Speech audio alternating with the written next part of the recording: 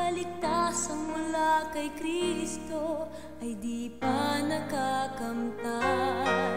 Bakit kung minsan ang buhay mo ay kay lungkot, parang walang sigla, walang pag-asa kapag may pagsubok? Kaibigan, sa aking palagay, sa'yo ay may kulang. Kaligtasan mula kay Kristo, di pa nakakamtan. Diyos ay buhay, Diyos ay buhay, kailanman, laging gumagabay, laging umaalalay. Diyos ay buhay, Diyos ay buhay, kailanman. Siya'y kumakatok, kaya't puso mo'y buksan. Ngunit kung kalooban niya, ikaw ay piliin, pangako niyang ika'y maliligtas, tiyak na todo pa rin. Pag-ibig niya't pagmamahal sa'yo nakalaan. Kung ikaw ay magsisisi at magbabagong lubusan.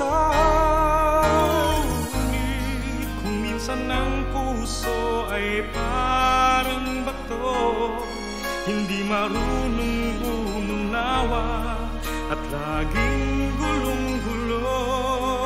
Kaibigan, puso may buksan, pati ng isipan, at tanggapin mo siyang paghariin sa iyong buhay. Diyos ay buhay, Diyos ay buhay, kailanman, laging gumagabay, laging umaalalay. Diyos ay buhay, Diyos ay buhay, kailanman. Siya'y kumakatok, Siya'y kumakatok, kaya't puso mo buksan.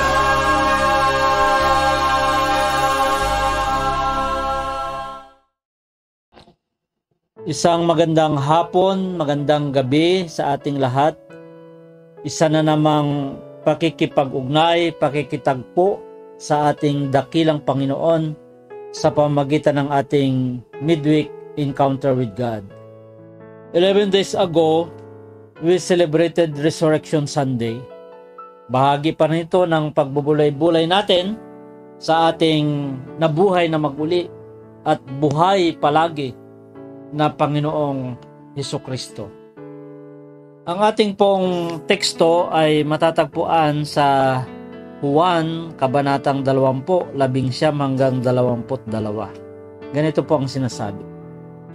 Kinagabihan ng araw ding iyon, ang mga alagad ay nagkakatipon, nakapinid ang mga pinto ng bahay na kanilang pinagtitipunan dahil sa takot nila sa mga Hudyo.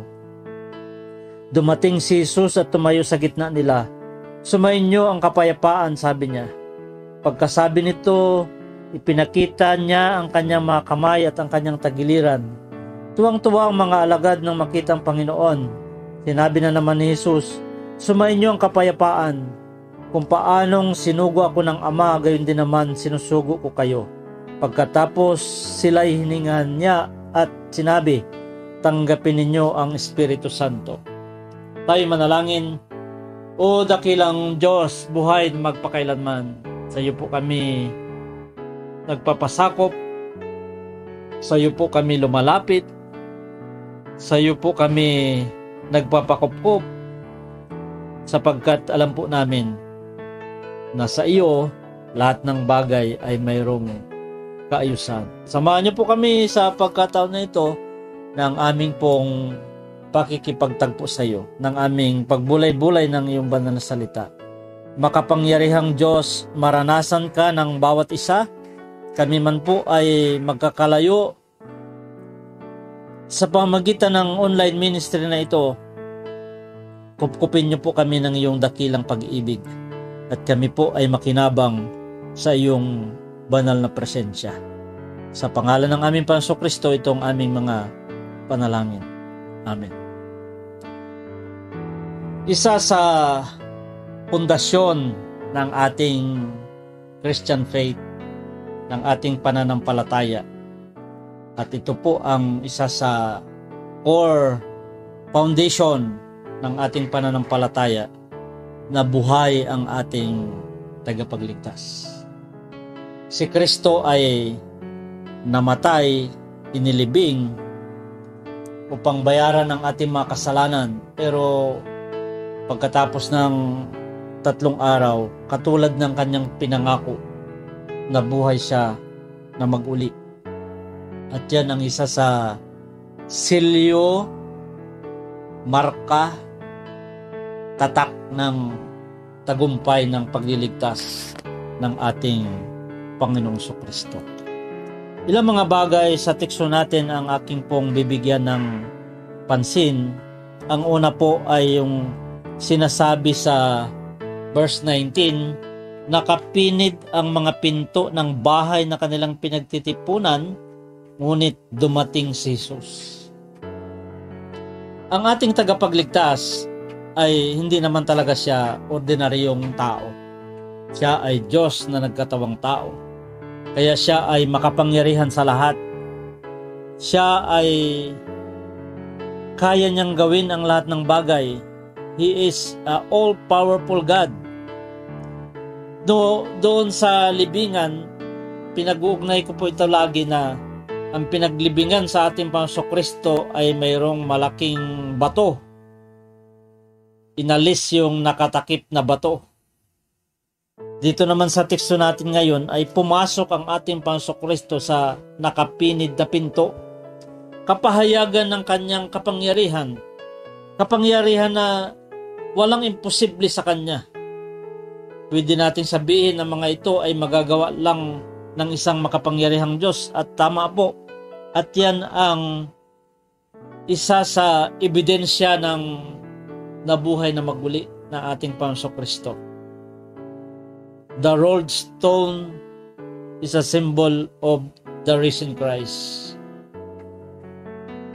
Ganon din po yung nakapinid na pinto. Hindi kayang pasukin ng sinumang tao ang isang nakapinid na pinto. Parati kong binibigyan ng kahulugan itong tagpong ito na ang ating Panginoong Kristo ay kaya kanyang puntahan, kaya kanyang abutin. The risen Christ can come to you no matter what situation. The risen Christ can rescue you no matter what is your situation.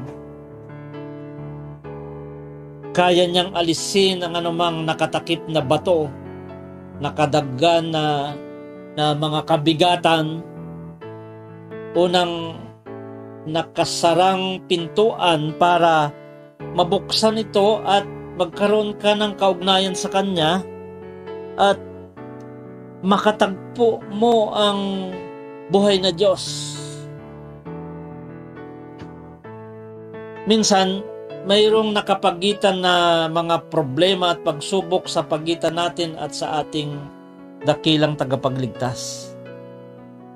Pero sabi natin, kaya niyang alisin lahat ito upang makita natin na malinaw at maliwanag ang tagapagligtas na ating Panginoong Kristo. Opo, pinuputol niya yung anumang tanikala ng kasalanan at ng gawain ng kaaway upang makita natin mismo.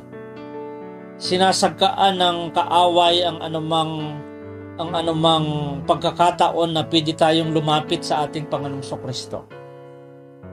At siya ay tanggapin natin bilang Panginoon at tagapagligtas ng ating buhay. Kaya, kaya niyang gawin yan. Halimbawa, ang ang balakid na ito ay kasi mayroon kang karamdaman, di ba? Pag mayroon tayong karamdaman, minsan ito ang nakikita natin na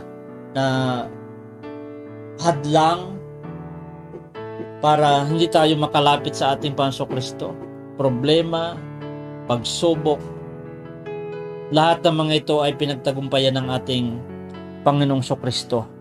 Inalis niya yung takip ng bato at nakapinid na pintuan upang sabihin niya sa iyo na napagtagumpayan niya ang lahat.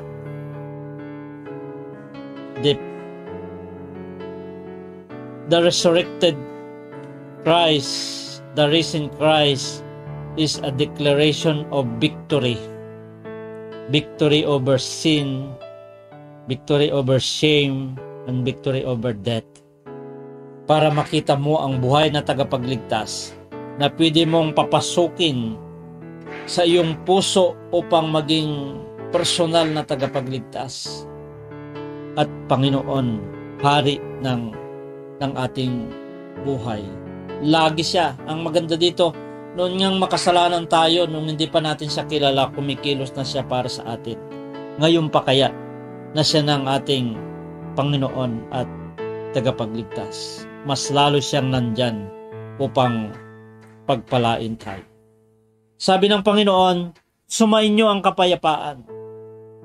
Tinatanggal ng Panginoong Kristo ang anumang pagkakataon na tayo ay walang kapayapaan. Ipinakita niya sa kanyang mga alagad na siya yung napako sa krus. Pinakita niyang kanyang kamay at tagiliran. Pinakita niyang ebidensya na hindi na tayo kinakailangang magduda sa kaya niyang gawin o sa kanyang pagmamahal sa atin mismo.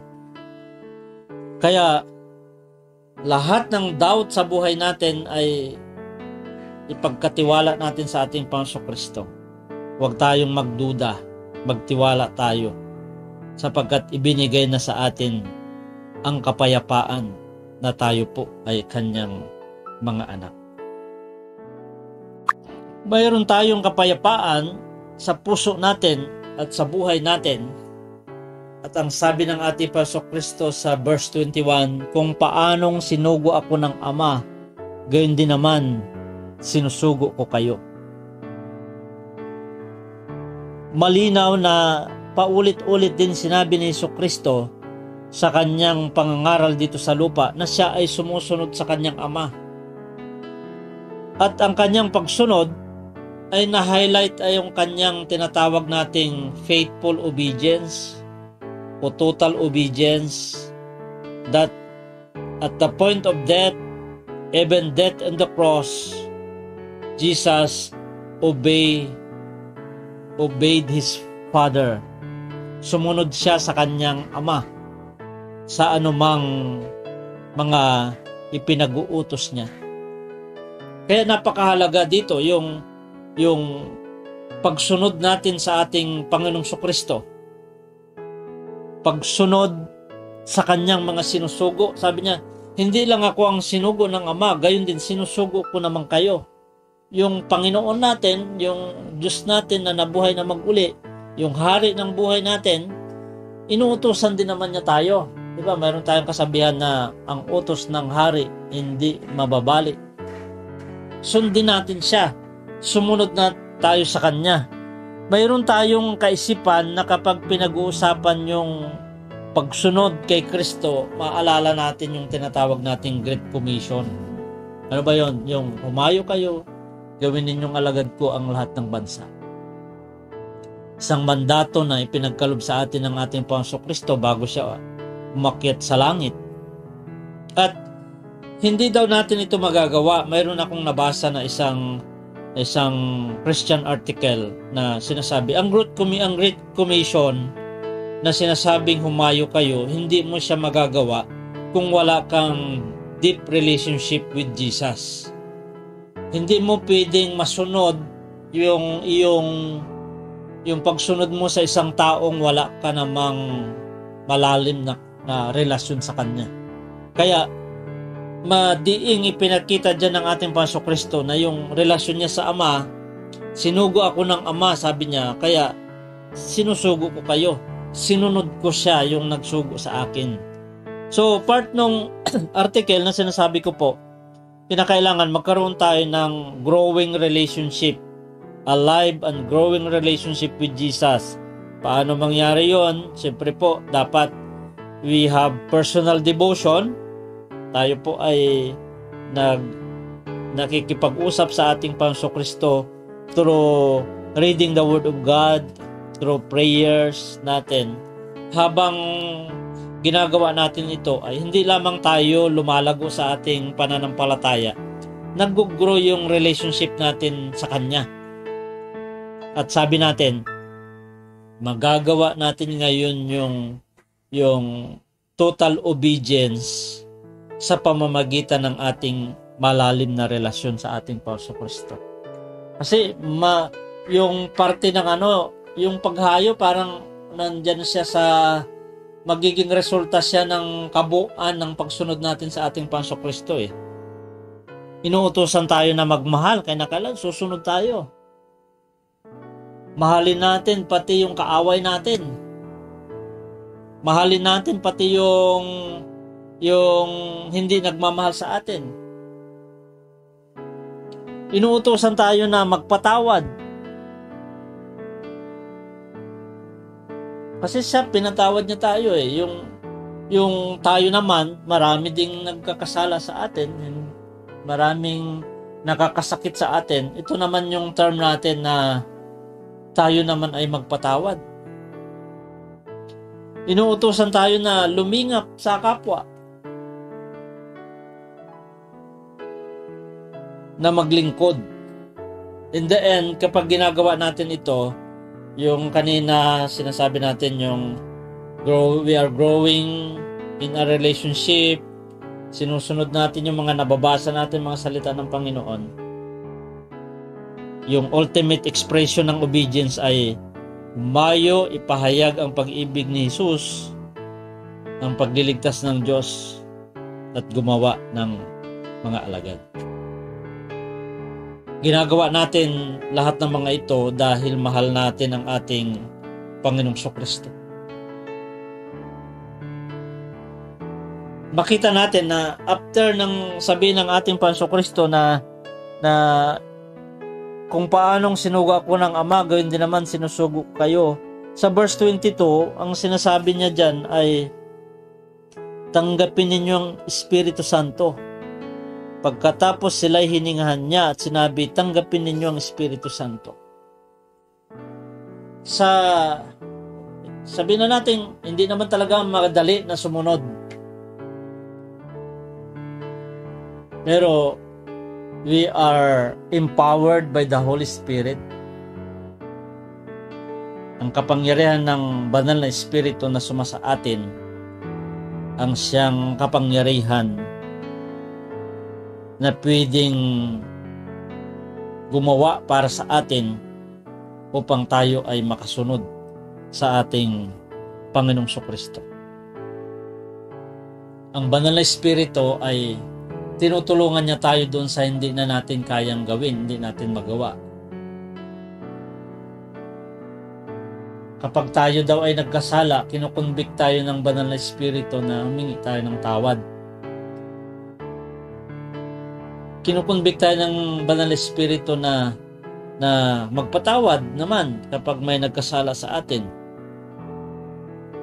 Kasi lahat ng mga yun ay bahagi ng pagiging anak ng Diyos natin o pagiging disipulo natin. In the end, lahat ng kilos natin, lahat ng gawa natin, lahat ng gagawin natin para mabigyan ng parangal ang bugtong na anak ng Diyos na siyang nabuhay na maguli para sa atin. Basahin ko lang po nga bilang pagtatapos. Pahayag chapter 1 verse 8.